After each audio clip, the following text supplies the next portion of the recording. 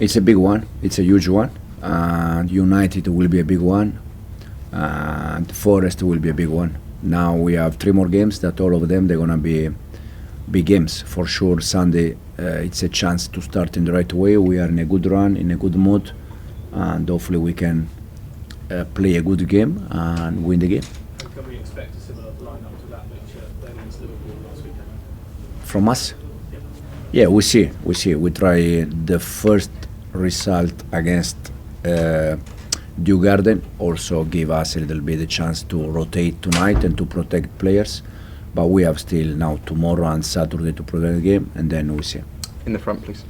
It's an early kick-off on Sunday, Enzo. How does that affect your preparations, especially with the late finish tonight?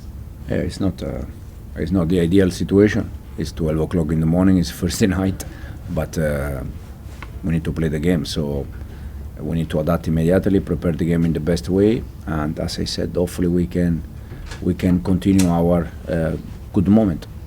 How do you get your players to forget tonight and refocus themselves to make sure the European is put aside for the finish of the Premier League season? Yeah, tomorrow we're gonna start to prepare Newcastle. We have 2 days, tomorrow and Saturday, and the players they need to be focused on Newcastle game because it's the next one. And for us, has to be like thinking that it's the last game of the season, give everything, and then we see at the end. Davide? Ciao Enzo. Midfield battle is going to be very important. Obviously, you've got Lavia back compared to the Conference League game.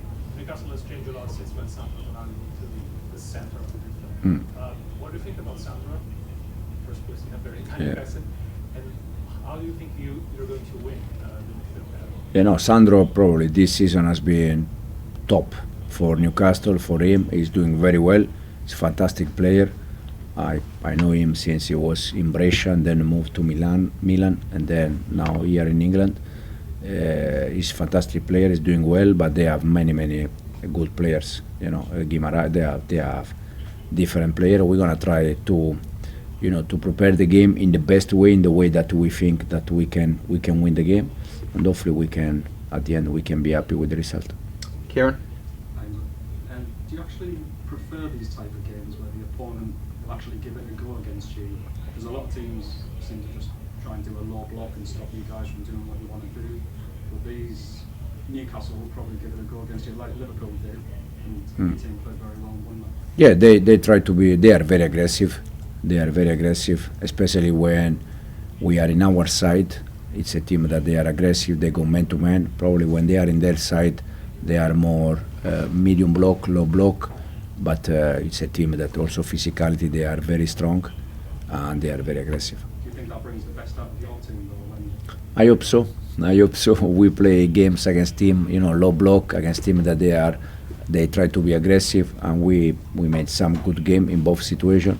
Hopefully tomorrow, hopefully Sunday we can have a good game.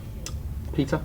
Hi Enzo, just to pick up on Davide's question, there's been a lot of praise I think for the Newcastle midfield. I know Joe Linton's out, but as a trio they seem like a core that has taken them up the table. Do you need that from your midfield trio? Because it feels like with Fernandes, Caicedo, Lavia coming back in, that's the basis of a strong midfield. And could that be, the basis for what we hope would be a title challenge at some point?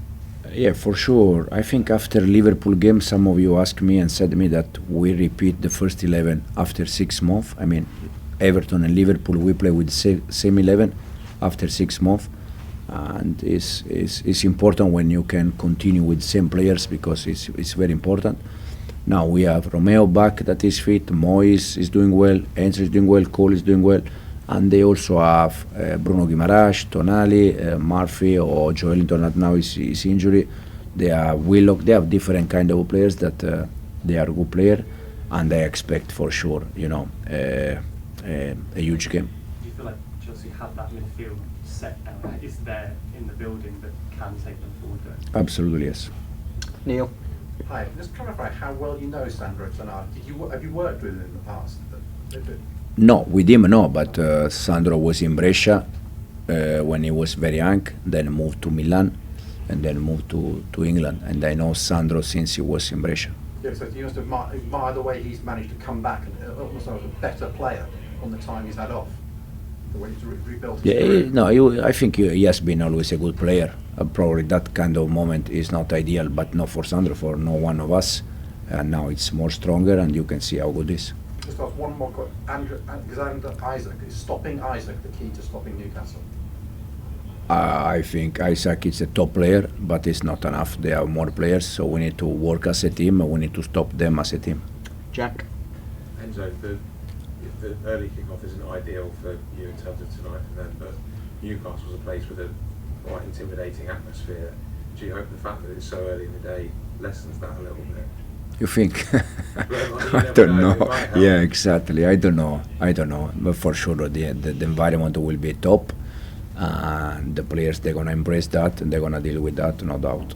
In terms of having the three finals now, given where you were at the halfway stage in the season, the way that you started the season, is there any frustration that you've got three finals left to get over the line, or would you like to be more? No, the frustration is that we had many games where we create enough chances to win the game and we didn't win, but now is not the moment to think about that. Now is the moment to try to win as much as we can in these last three games, and then we see. Do you feel you shouldn't be in this position having to do it given those games? I think for, also in terms of data, if you see, XG, chances missed, I think we could have some more points, but now is what it is, and we need to win the games that we have. We'll finish this section with Ben.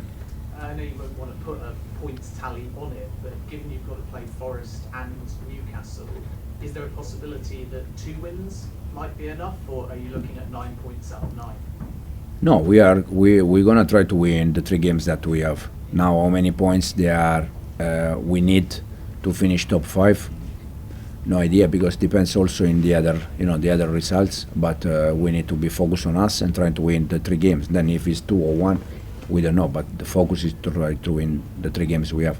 Can I just ask you about Arsene Wenger's comments regarding Manchester United and Spurs? He said that the 2 teams shouldn't get a Champions League space because they're 15th and 16th in the table. How would you feel if you or Newcastle miss out, and obviously one of them is now going to get Champions League?